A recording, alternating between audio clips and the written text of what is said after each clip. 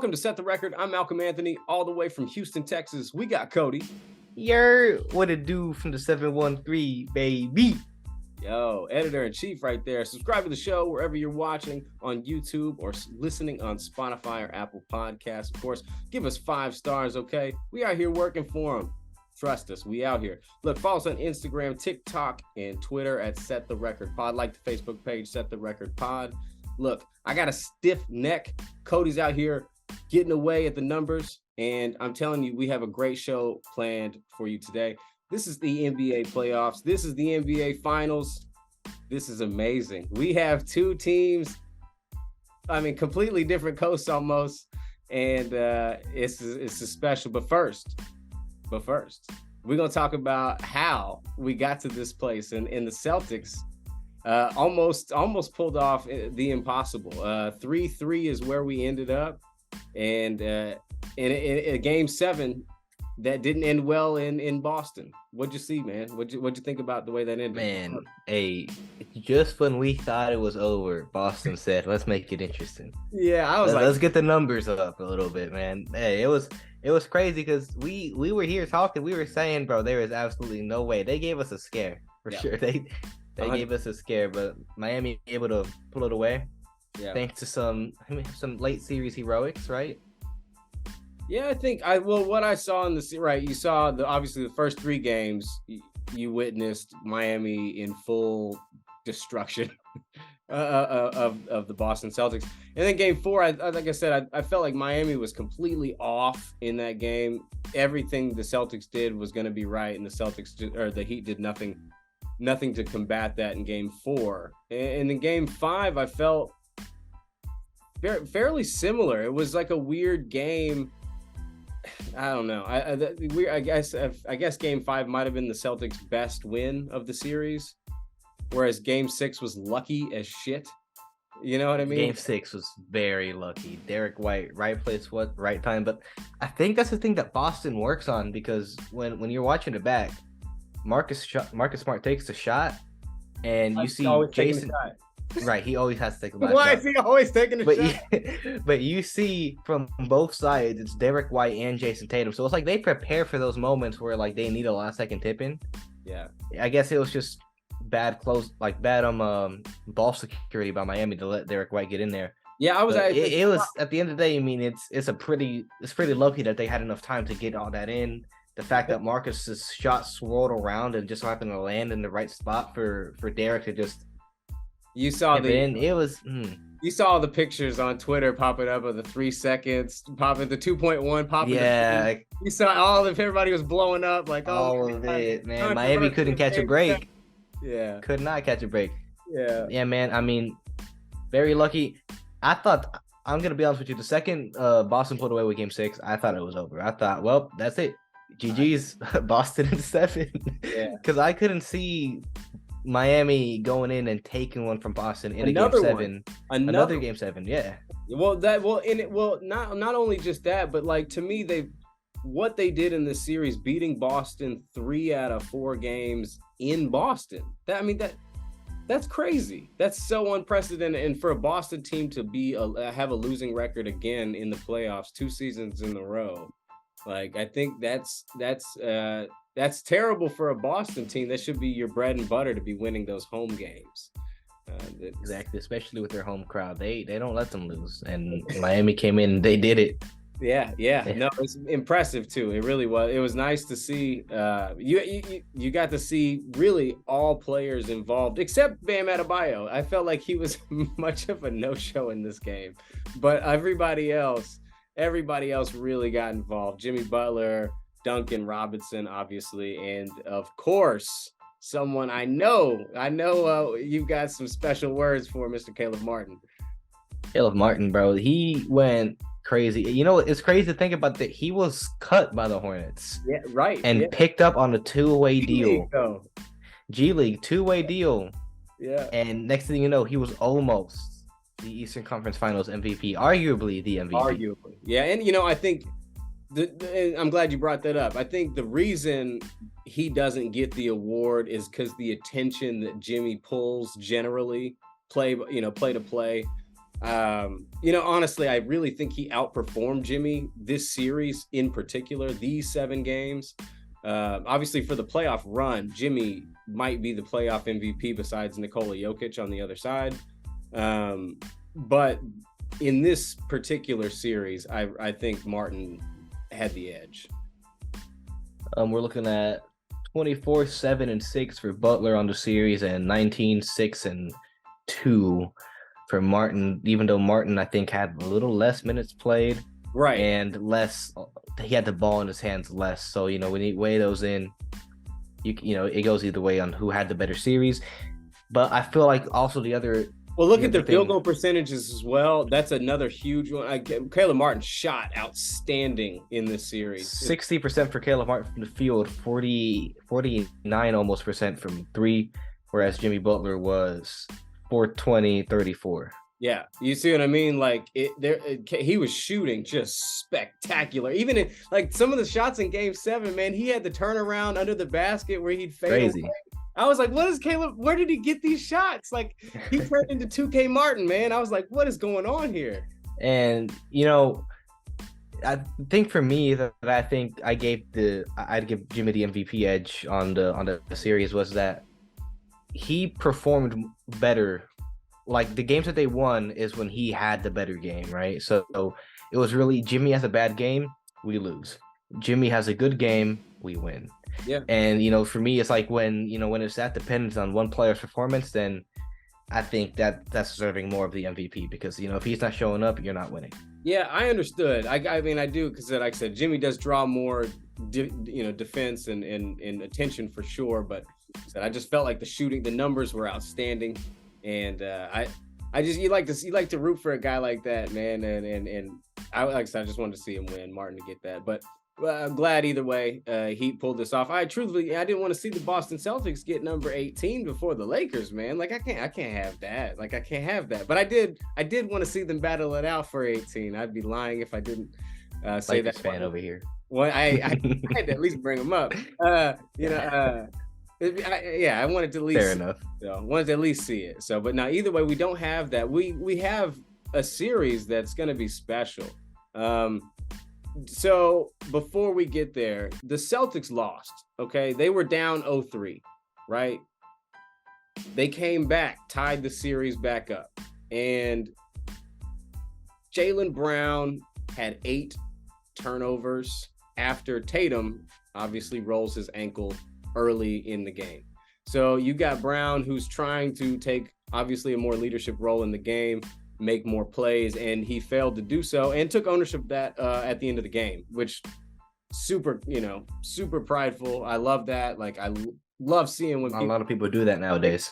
Accountability, man, just you got to do it. So and I super appreciated that. So do you think they need to keep the Celtics? Do you think they need to keep the Jays, keep both Jays, or trade a Jay? I mean, that's a difficult decision to make because if you re-sign Jaylen Brown, he wants to max. Damn right, you just said it. So you have a player on a max right now already in Jason Tatum. That's right. 2 max players, that's taken up most of your cap space. And we've seen teams who have a lot of their cap space in stars like the Suns, they got no depth, they don't got nothing. It's very hard to build a team when you have 2 players taking up half the cap. Yep. That's just a fact. Detrimental. But I don't think that works. If they really want to keep competing with that same core, you got to try to convince Jaylen Brown to stay, whether it's you take a short deal with less money or convince him just take a pay cut, but he's going to want his money, right? Yeah, he wants his money and somebody will offer him his money. He's already expressed his interest in going somewhere else after Boston, right? He wants his money more because he said he doesn't have that same tie to Boston. His experiences have been up and down over there. That's so right, and he's been in trade rumors every single season for Kevin Durant, for any star that comes afloat. Even Kawhi Leonard, I think he was afloat for. Everybody who is on the table, Jaylen Brown is on the table for. And from the Celtics perspective, it makes sense. I understand because he's your best asset. That's not your best player. Right? But when you show no loyalty to a guy who is like your cornerstone piece, no loyalty every season, he's like at this point he's used to himself. Clearly a good shooter. Obviously, great defender, good shooter, good scorer. Only thing is, let's say out of all the star players, he's got to have the worst handle. It might be. We're gonna loose handle. Russell Westbrook bad. It's pretty bad. Like, right. I mean, at least Russell Westbrook moves fast enough. For he goes downhill very quickly. The problem is he can't stop. Right, he just jumps. He just goes up. Just goes right through the crowd. No, seriously, if Jaylen Brown gets offered the max in 2024 season, Tatum and Brown will take up 50% of the cap alone. Can't have that. You know what I mean? So you can't build a winning team like that. I mean, following season they'll take up 60% of the cap. And that is crazy. So I think that's one deterrent for Boston. The other side of that coin is, how do you get a player as good as Jaylen Brown or players that equal him? Find a selling team. Find somebody who's, or even draft capital. I mean, right now, draft capital. In a position they still want to win. Wow, they win now. They've been to 4 Eastern Conference Finals in the last 6 seasons, right? Like only one finals. But they've been there. That's a winning core. They just haven't been able to get it done. They've been a winning team for 5 years now, since 2018. Would you be interested in trading Marcus Smart and maybe a Robert Williams for something, or keeping Robert Williams and developing him, maybe? I mean, getting a better point guard, because I feel like they don't have a good enough. I think if anyone goes, it's Marcus Smart, but that's going to bring in more problems with the team, because if you guys haven't noticed, Marcus Smart is almost like that team captain. Everything goes through Marcus Smart. Green. Yeah, exactly, and he's the heart and soul of Boston. He's the first one drafted of their core. First one drafted, probably the most loyal one there. Oak State, baby. Yeah, and then, but so with that, there's also problems with him and with stuff internally. If you've noticed, Marcus Smart, how many times does he take the last shot? That's right. We mentioned that. Why is he taking? It was said on broadcast during the Sixers series that Jaylen Brown had to go ask Marcus Smart permission to guard James Harden after James Harden cooked him. Yeah, come on. No, so it's like it can take a burden off, but it's also like a big emotional hit to the team. Yeah, no, you gotta be very careful dealing with stuff like that, because I mean, at the end of the day, it's a business, but it's also on the other end of the business, the other end of the business, right? Your players, they feel the effects of the business too. It's not just the new guys you bring in. They're not robots. They feel some type of way, right? Yeah. I mean, Kawhi is an exception. They feel some type of way. There's just only one cyborg in the NBA, no doubt. But yeah, man. I think the Celtics are nearing the end of that window. It's been 5 years of them being competitive. 4 conference finals, 1 finals, no championship to show for it. They got players coming up on contract years, and they don't have money like that to offer. Straight up, Jaylen Brown and Marcus Smart for Pascal and Fred. I think that's their best option, is to retool. Yeah, retool, right? Because you still have Tatum. As long as you have Tatum, you're a contender. Yeah, just for sure. Retool, because clearly what you have right now is good, but it's not good enough, because you've had 5 chances and haven't been able to win. Stay healthy for Brogdon was good, yeah, exactly, and that's what cost them ultimately as well, because he couldn't stay healthy in the series. He came back in Game 7, right? Didn't do anything really. Still had some lingering issues, obviously, but yeah, it's a tough scenario for Boston. Yeah, no, and it sucked because Tatum got hurt, and you don't know what that looks like. By the end of this, if he stays healthy, maybe they had a chance. I don't know. He looked like they wanted it from the jump, so you never know. Do you think Coach Joe Mazzulla gets another chance? Is he staying around one more season? Yeah, Joe Mazzulla gets another chance. I mean, his first year being the head coach of that team, they make the conference finals. Right. They make it to the conference finals, lose in 7. I mean, if you ask me, I just don't think he was ready for that much of that type of environment in his first year as a head coach. As you can see, first 3 games, Eric Spoelstra coach circles around him, right? Yo, big time. And so I feel like if you just give him a few more years under his belt, he'll be ready. He'll be on that level. But yeah, I tell you, the one thing I tell you, the Celtics, I feel like are going to have him on a short leash. Even getting to the Eastern Conference Finals, Udoka got him to the finals, and they lost there. But this time, I don't know.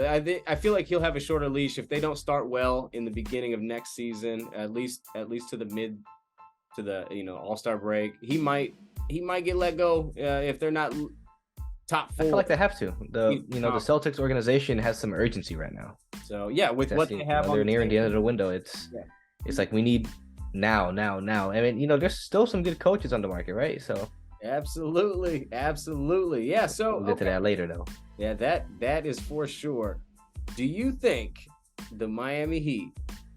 Do you think they can be? Oh, okay. They're underdogs again. Do you think they can overcome another giant? This is David Goliath right here. Listen, the Miami Heat have a chance to make history right here and be the first 8 seed to win the championship. All right, man. But it's the one. Listen, the Nuggets are the better roster. They have the better team. But in 2 of the 3 series that the Heat have gone through, it's been the same thing where the other team had the better roster, more talented team. But the Miami Heat, they just play with such a chip on their shoulder. Let me tell you exactly how that roster, every member of that roster, like how they got to where they are today. They had Gabe Vincent. Did you know who Gabe Vincent was when they signed him? Nope. Even signed him in 2020. Right. Max Strus signed in the 2020 free agency. He was cut by Boston. No kidding. Right. He was in Boston. They cut him. He was in Chicago. They cut him. Right. Chip on his shoulder right there. Right. Jimmy Butler has the biggest chip on his shoulder. Yeah, we know about He was part of that sign and trade with Philly. Yeah. Kevin Love was there from the buyout market. He's trying to show he still got some in the tank. That's right. Bam Adebayo, one of their homegrown guys, drafted with pick 14. I'm expecting a lot more from him this series, man. Good Lord. Duncan Robinson signed as an undrafted free agent. Big one. Right there. Caleb Martin signed in free agency after being cut by the Hornets and put on a 2-way deal when they originally signed him. So, I mean, these guys, a lot of these core guys that have been performing in the playoffs are guys who have chips on their shoulders, and they play with intensity. They play with purpose. Like, they want to prove themselves to the league. Even Kyle Lowry. Kyle Lowry, right. Also part of a sign and trade 2021. But he's still playing with that chip. He still wants to win. It's like, I'm still like, Toronto is not his definition. It's, he's trying to win with other teams. One more chip. I tell you what, is Tyler Hero, who's coming back from injury, who is determined to play by game 3. Pick 14. Last pick of the lottery. So, and I'm telling you, and not playing this pretty much the whole playoffs, getting this opportunity to step in the NBA freaking finals, man. I tell you, could you imagine adding your second best scorer on your team in the finals? You didn't have him the whole time. I'm saying. And I know he really wanted to suit up watching the Heat lose 3 straight games to the Celtics. He wanted to play. But it's perfect timing, especially if they could just insert him in, not like as a starter, but just to give him warm him up, give him a 6-man role. He's a former 6-man of the year. He got that. Yeah, he's done it before.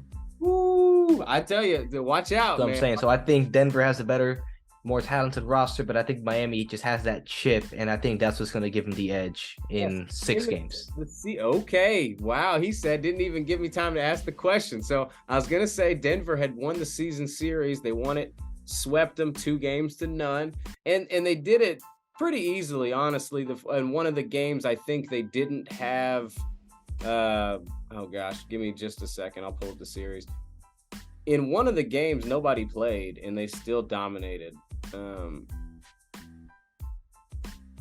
Yeah. What are you looking for? Oh, the Miami and their series. All right, I got you.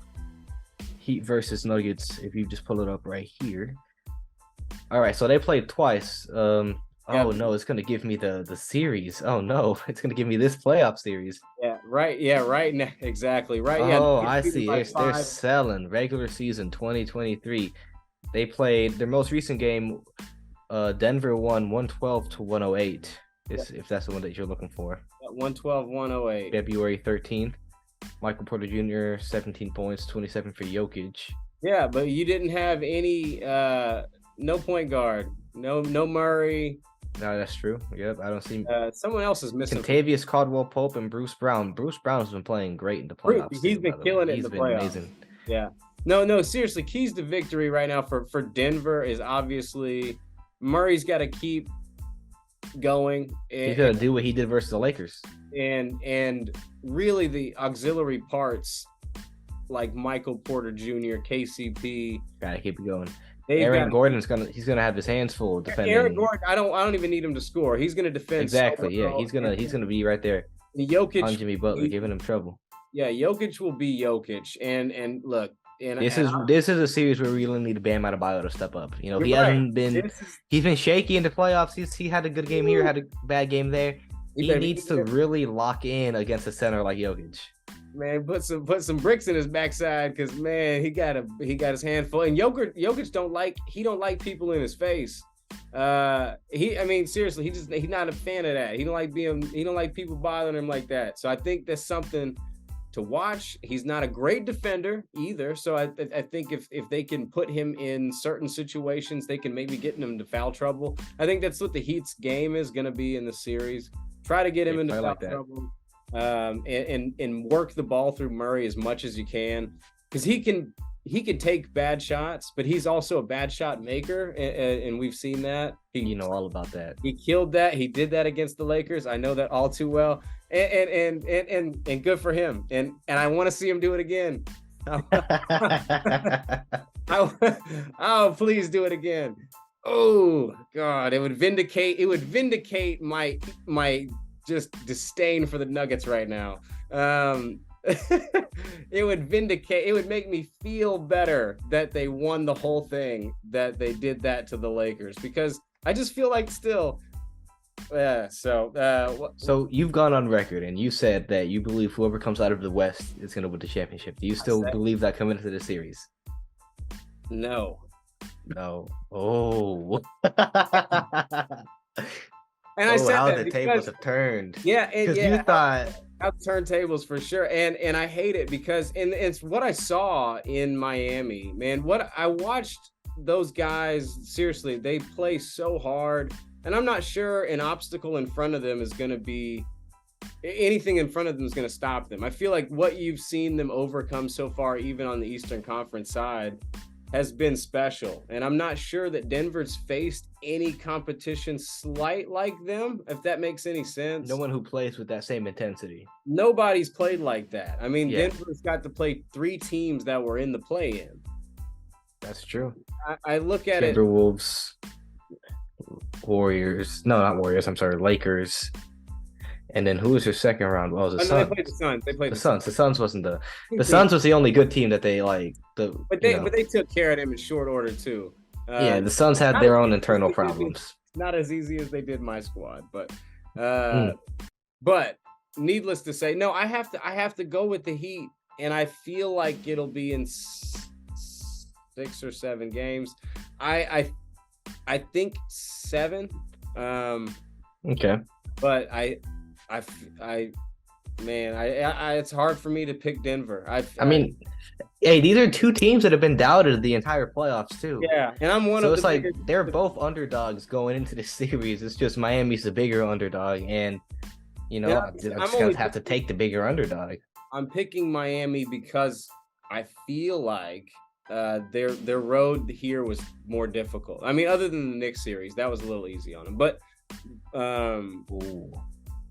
I got some questions. I just thought of a few things, right? How much do you think Denver's altitude advantage is going to play into it, though? I don't think that affects those guys.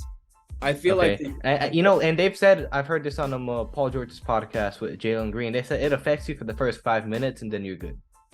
I feel like then again, their older players might have trouble. I think their age is going to be fine. I think Miami they're not playing with old men except for Kyle Lowry. He might gas.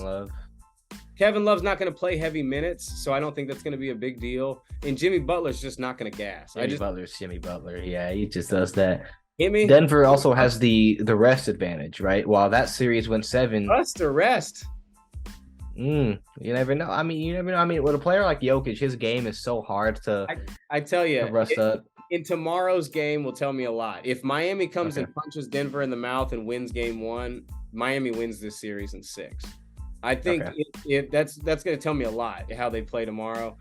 If Miami comes out flat, I can still find a way It depends on how the game goes. right. I can still find a way to see them pulling it in 7, but it's going to take a lot. So Denver's really got to show me 2 like stranglehold games of them really taking control of the series. But Denver's also been one of those teams. They've taken care of home court. No, I know, big Yeah. time. They've done that. And if they do that, that's gonna scare my serious pick, because Yep. I don't think they're gonna let off the gas, just like they did in the Lakers series. They took the 2-0 lead and they didn't look back. And that's been the thing. They took 2-0 lead. They took against Minnesota. Yep. Against Phoenix, they took a 2-0 lead. Against LA, 2-0 lead, and they never looked back. Yeah. If Denver takes that same 2-0 lead, they're not looking back. That's it. That's over. Miami has to split. They have to split. So yeah, that's where it's at. And I really do think. And Miami, Denver's always taken one on the road too. yeah, and this is their time, man. This is Miami's time. They had it in the bubble.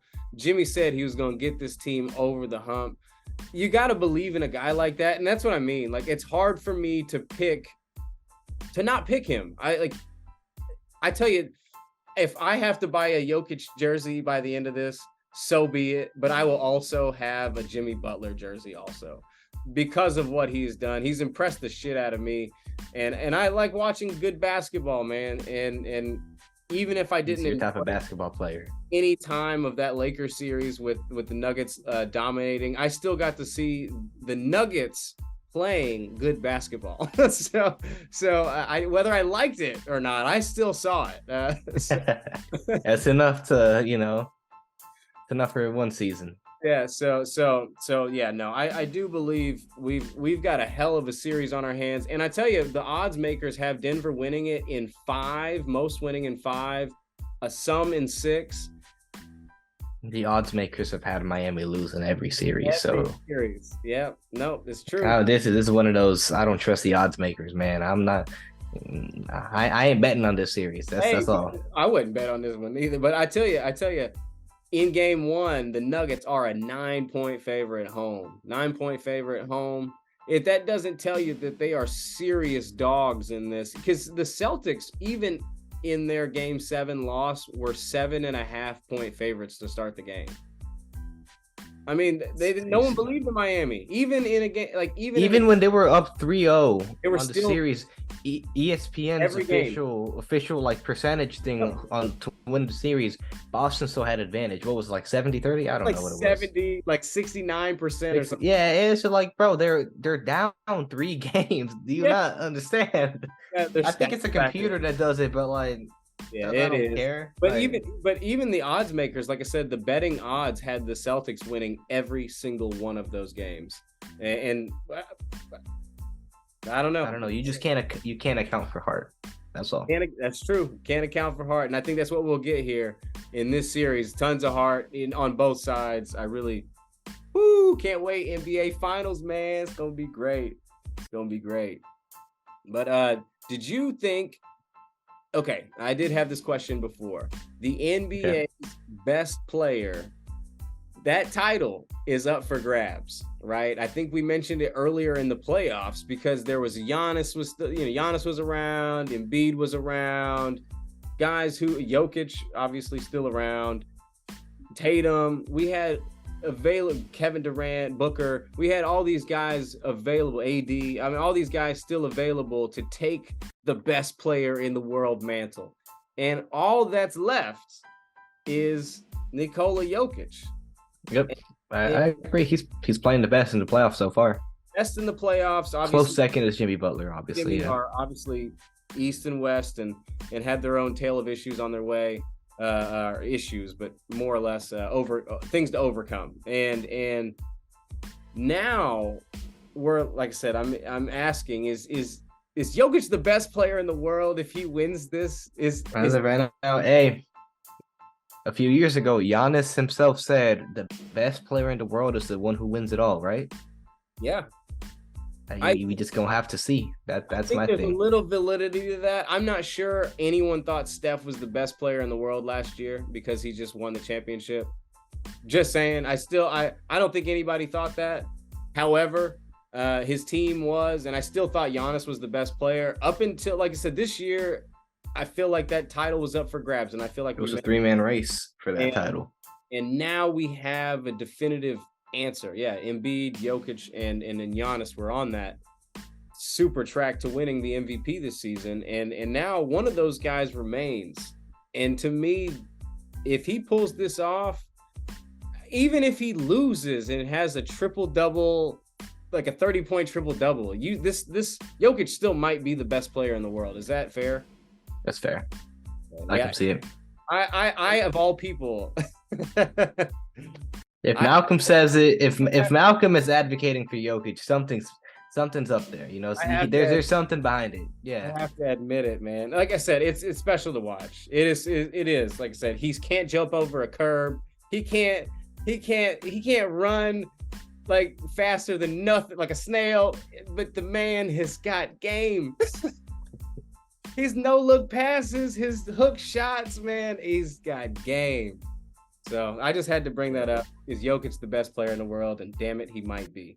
Will Denver win their first NBA championship? That will remain to be seen. Cody. Will Miami be the first 8 seed to win the championship? That will also be a very fair. Ooh, man, I can't wait. Thursday night, we will be there to watch. So, coaching hires. There's a few guys getting picked up. What happened? Just like right before we hit record. Man, dude, right? Love it. Drop the. You want to start with that one? Who got it? Who got a job? Yeah, let's start with that one. Monty Williams. Yeah. As we both wear blue, one of us is wearing a little more Detroit blue today. And it's a Detroit job. Malcolm, I think, went on record and advocated for Monty Williams to get the Pistons job. Man, that's what happened. Cade Cunningham. I advocated for Ime to get the Rockets job, and it happened. So who has the power here? Hey, man, watch out. We pull the strings. Mm-hmm. Yeah, man. Hey, this is I actually really like this fit for the Pistons, right? Monty Williams, very, very good coach. I think his firing was a little bit too premature. I don't think that was his fault in Phoenix, but that's the front office thing. You know, it didn't have to do with his coaching ability. But this is good. A good look for Detroit. They finally got their coach after about a month of interviewing. Yeah. They've actually had a coaching vacancy the longest. I think they took a while to fill it, but they did it, and they did it. I feel like a phenomenal job filling that void. I think he's great with guards, and I think he'll be great with Cunningham, Ivy. I think, man, that's gonna work out. That's gonna work out just fine. Do you think there was any other? Okay, is there another team out there? I'm saying, that is missing a coach that you think Toronto is still missing a coach. Yeah, okay. Do you think who do you think their best candidate for that job is? Man, I got to think about who is available right now. I mean, they're looking at Steve Nash, but that's not a good idea. Yeah, Mike Budenholzer is available, but that's also not a good idea. Kenny Atkinson is out there. Yeah, Kenny. Right, good offensive coach right there. Doc Rivers, who just got fired. I'm not sure about that. Out there, I'm not either. I don't know if he gets a job again. But I mean, there's a few options. I can't think of all of them right now. JJ Redick has interviewed. I seen that one, but he's too good on ESPN. I don't want to lose him as exactly. I'm gonna just go ahead and say I can't think of anybody right now. I'm gonna say Kenny Atkinson. Yeah. Okay. No, give him a shot. It's been a while since he's been a head coach. Yeah. No, I can dig it. No, there was Adrian Griffin got hired by the Bucks. By the Bucks, hired a guy in their internal staff. I think that's something we're gonna start seeing more often. You know, give it to one of your guys, right? And Adrian Griffin. The Suns are looking at the same thing at Kevin Young. Seen around the league that people saying that he's been deserving of this job for a while. He's been around. He's coached in multiple places, so happy for the guy. Hopefully he does well. probably will do well. With all the praise I've seen of him online. So Yeah, do you, Adrian Griffin for the do you, Bucks. do you like the switch from a doc to a nurse?